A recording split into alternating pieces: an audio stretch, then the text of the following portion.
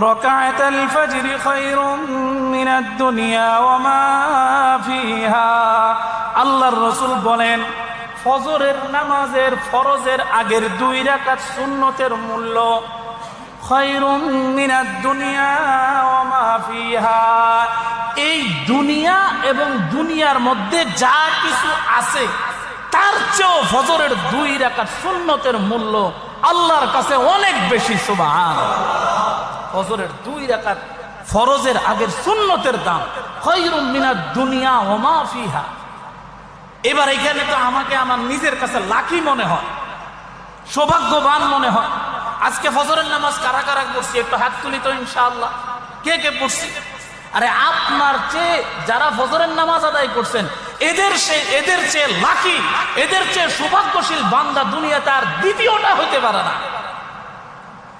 হইতে পারেই না। কারণ আমি কতটুকু আগায় গেছি।